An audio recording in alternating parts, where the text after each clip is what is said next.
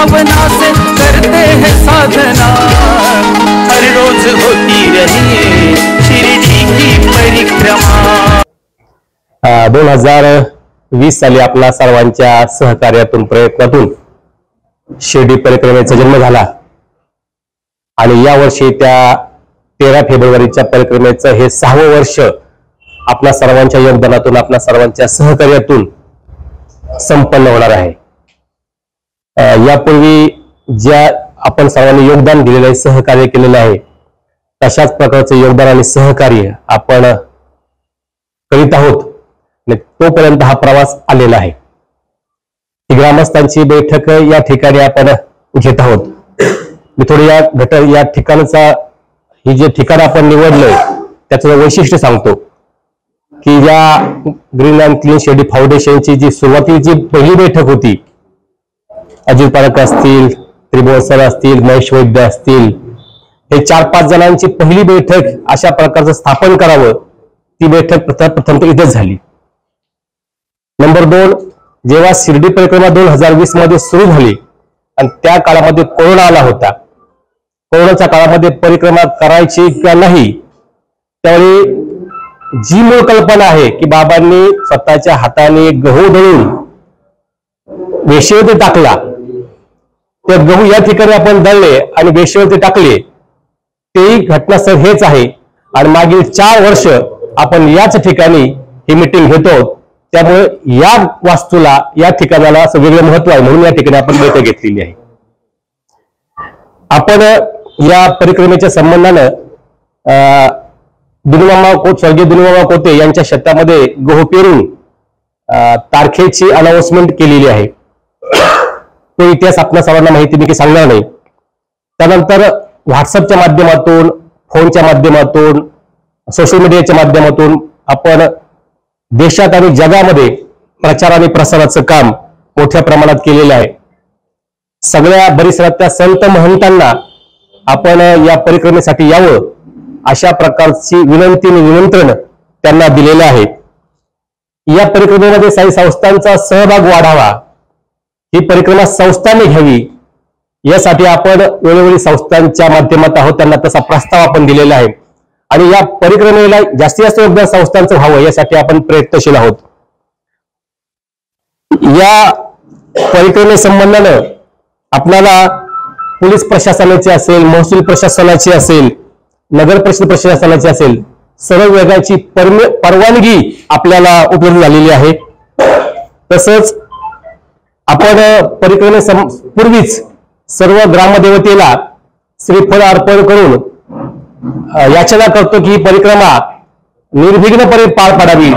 तेही आपण सर्व ग्रामदेवतेला श्रीफळ अर्पण करून या परिक्रमेमध्ये सहभागी व्हावं, निर्विघ्न पडावं अशा प्रकारची विनंती आपण केली, साकडे घातलेला आहे। परिक्रमेच्या ध्वज अनावरणाचा कार्यक्रमही आपण या निमित्ताने केलेला आहे आणि आपल्या परिक्रमेचा प्रचार प्रसार पाहून जिल्हा प्रशासनानं तातडीची मीटिंग घेऊन यामध्ये कोणताही अनुचित प्रकार घडणार नाही, कोणती उणीव राहू नये यासाठी कोळेकर साहेबांनी त्यांच्या दालनामध्ये उत्तर विभागातील सर्व अधिकाऱ्यांची बैठक घेतली आणि त्या बैठकीमध्ये अगदी पोलीस प्रशासन, नगरपालिका प्रशासन, प्रांत, तहसीलदार, सेवा संस्थान, ग्रामपंचायती, सर्व तलाठी, आरोग्य अधिकारी आणि आपत्कालीन व्यवस्थापन या सर्वांना बोलावून की त्यांना असा रिपोर्ट आला की खूप मोठ्या प्रमाणात लोक येतील आणि कोणतीही घटना घडू नये किंवा ती सुखकर व्हावी यासाठी काय प्रयत्न करता येईल त्यासाठी त्यांनी त्या पद्धतीचं सर्व अधिकाऱ्यांना सूचना केलेली आहे आणि कुठल्याही प्रकारची हैवे होणार नाही याची त्यांनी मार्गदर्शन आपल्याला केलेलं आहे। आपण प्रचार प्रसाराच्या निमित्तानं 15 गावामध्ये यापूर्वी आपण लावत नव्हतो, आपण 15 गावामध्ये फ्लेक्स लावून तेथील भागातील नागरिकांना या परिक्रमेमध्ये सहभागी व्हावं अशा प्रकारची विनंतीही केलेली आहे।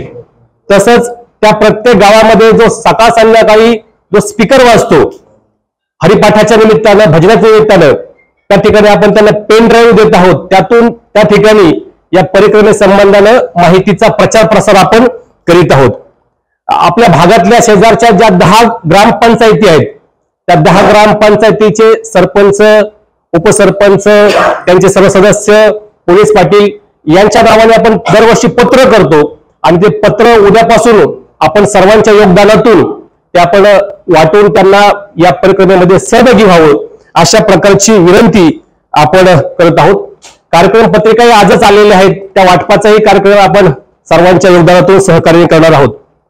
यंदाची परिक्रमा ही गुरुवारी आहे आणि माघ महिन्यात ती आहे. गुरुपुष्पामृत अशा प्रकारचा योग आहे. त्यानिमित्तानं संख्या वाढेल अशी अपेक्षा आहे. मागच्या परिक्रमेचा इतिहास पाहिला किंवा बायोडाटा पाहिला आपण सगळा, तर साधारणतः 60% लोक आपल्या जिल्ह्यातील राहतात आणि 40% लोक हे बाहेरच्या राहतात. त्यामुळे या 40% लोकांचा डायरेक्ट इनडायरेक्ट आपल्या शिर्डीच्या अर्थकारणाला या मदत होणार आहे, फायदा होणार आहे. आणि ते संख्या वाढली पाहिजे. आपल्या जिल्ह्याच्या बाहेरच्या भक्तांची संख्या वाढली पाहिजे यासाठी आपण निश्चितपणे प्रयत्न करत आहोत आणि ग्रामस्थ प्रयत्न करतील अशी अपेक्षा आहे. परिक्रमेच्या संबंधानं परिक्रमा मार्गावरची सर्व स्वच्छता व्हावी यासाठी ती संपूर्ण जबाबदारी आबा भैयाने घेतलेली आहे. ती दररोज नगरपालिका प्रशासनाशी कर्मचाऱ्यांशी संवाद साधून तो रस्ता कशा पद्धतीने स्वच्छ राहील, त्या परिक्रमा मार्गाला रथाला कोणत्याही प्रकारची अडथळा येणार नाही याची जबाबदारी भैयाने घेतलेली आहे आणि ते रोज त्याचा फॉलोअप घेत आहेत. आपली जी मध्य प्रदेश मधली जी एक मोठा रथ येतो, रतलामचा टीम येते, जवळ 500 लोक असतात, त्यामध्ये असतात, त्यांचं छत असते, रथ असतो. त्या लोकांची राहण्यासाठी आणि त्यांचा जो रथ सजवायचा जो दिवस असतो त्यासाठी हॉटेल सिटी हब समोर आपल्याला बापूंनी जागा उपलब्ध करून दिलेली आहे आणि बापूंनी आपल्याला रूम्स उपलब्ध करून दिलेले आहेत. काही रूम त्यांनी दिलेले आहेत. तो प्रिमाइसेस त्यांनी आपल्याला 3 दिवसासाठी वापरासाठी दिलेले आहेत की त्या ठिकाणी आपण त्या रथाची सजावट करतो. त्या जे असतात ते स्वयंसेवक असतात त्यांचा ते मेकअप ड्रेसअपची व्यवस्था त्या ठिकाणी होते. तेव्हा तिथं त्यांची 2 दिवस जेवणाची व्यवस्था आपण करतो. त्याची जागा बापूने दिलेली आहे. तसंच खंडोबा मंदिराच्या ठिकाणी परिक्रमा सुरू होत असल्या कारणानं खंडोबा मंदिरामध्ये स्वच्छता, सजावट आणि सगळी त्या ठिकाणची जबाबदारी, मग ती सत्काराची जबाबदारी असेल किंवा पाण्याची व्यवस्था असेल, चहा पाण्याची व्यवस्था असेल, ही संपूर्ण जबाबदारी त्या खंडोबा मंदिराचे ट्रस्टी नागरी बंधू यांनी घेतलेली आहे.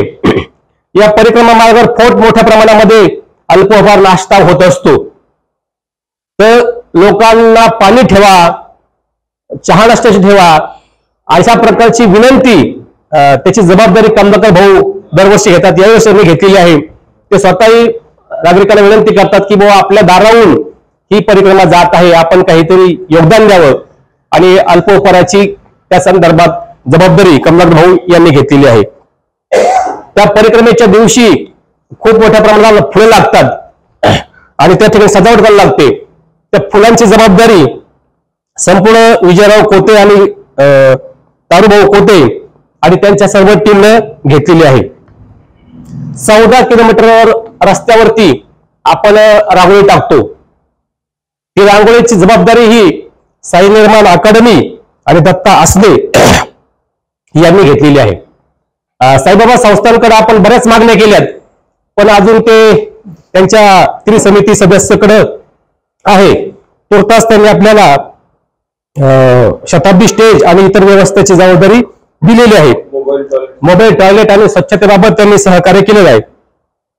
आता फक्त भक्त आल्यानंतर त्यांचं स्वागत आणि चांगल्या प्रकारे ही परिक्रमा होईल यासाठी आपल्याला गावाची जबाबदारी आहे की आपण त्यामध्ये सहभागी व्हावं.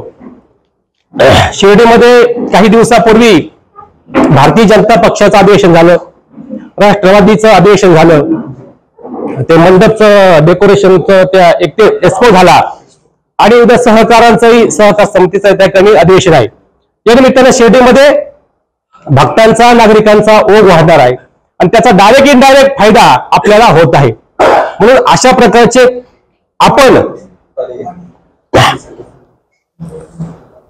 आपण योगदान दिल्याशिवाय हे होणार नाही. फक्त त्यांनी केलं पाहिजे पेक्षा आपण करत आहोत अशा प्रकारची भावना आपण तयार करूया की उपक्रम करत असताना विश्वास नागरे पाटील एकदा असं म्हणाले होते, शिर्डीमध्ये बापू अध्यक्ष असताना कन्या विद्या मंदिरामध्ये 10वी-12वीच्या विद्यार्थ्यांचा निरोप समारंभ होता.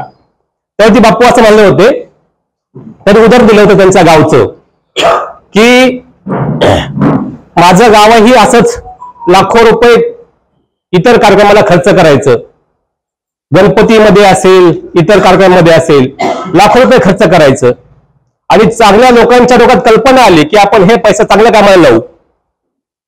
मग त्यातल्या काही युवकांनी काही तरुणांनी गणपतीवर होणारा खर्च, सप्त्यावर होणारा खर्च तो कमी केला आणि एका वर्षाच्या खर्चामध्ये त्या ठिकाणी आम्ही वाचनालय काढलं, लायब्ररी काढली. दुसऱ्या दिवसाच्या खर्चामध्ये आम्ही सर्व स्पर्धा परीक्षेचे पुस्तक आणले. आणि झाला काय त्याचा परिणाम? आज त्यांच्या गावामध्ये ते म्हणाले की माझ्या गावामध्ये 200 पेक्षा जास्त क्लास 1 अधिकारी आहेत. हे नागरे पाटलांचं उदाहरण. मग मी एखादं काम करतो, माझ्या कामाचा माझ्या गावाला काय फायदा होणार आहे? मी एखादा उपक्रम करतो, मी एखादा कार्यक्रम इव्हेंट करतो, त्याचा माझ्या गावाला काय फायदा होणार आहे? या परिक्रमेनं निश्चितपणे शिर्डीच्या विचाराला, शिर्डीच्या या कालात बदल होणार आहे, फायदा होणार आहे. त्यामुळे आपण ही परिक्रमा ही आपली आहे. साईबाबांचं शताब्दी वर्ष झालं, त्या काळामध्ये आपण प्रयत्न केलेत, कुंभमेळ्यासाठी प्रयत्न केलेत. 2026 मध्ये कुंभमेळा होणार, त्यालाही आपल्याला प्रयत्न करावे लागतील. आणि मग आपल्या सर्व सहकारी योगातून या गावाच्या विकासाला आपण निश्चितपणे हातभार लावू, अशाच प्रकारची मला खात्री आहे. या परिक्रमेच्या माध्यमातून जसं कुंभमेळा आता होत आहे बाप्पू, त्या कुंभमेळ्याला तिथं प्रत्येक नागरिक काय करतोय की या कुंभमेळ्याला या अशा प्रकारचं आव्हान करतोय. आणि म्हणून त्या ठिकाणी 15 कोटी 20 कोटी लोक जमा झालेले आहेत. केवळ प्रशासनच करतोय असं नाही, तर तिथल्या प्रत्येक नागरिकाला कळतंय की जगातून लोक आले पाहिजेत आणि आमच्या गावचा, आमच्या राज्याचा, आमच्या राज्याला हातभार लागणार आहे, आमच्या राज्याची प्रगती होणार आहे. हे तिथल्या लोकांना कळतं. हे आपल्याला सुद्धा कळणं गरजेचं आहे की ही परिक्रमा असेल, की हा कुंभमेळा असेल, किंवा इथं होणारे इव्हेंट असेल, यासाठी आपण आवाहन केलं तर नागरिक येतील आणि निश्चितपणे या आपल्या गावाला, आपल्या या शहराला त्याची मदत होईल असं मला वाटतं.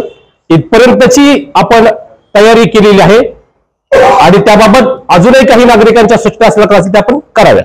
विखे पाटील आणि खासदार डॉक्टर सुजय विखे पाटील यांच्या मार्गदर्शनाखाली एअरपोर्ट रोड लगत शिर्डी हद्दीत साईच्या ग्रुपच्या माध्यमातून रामनगरीचा भव्य प्रोजेक्ट.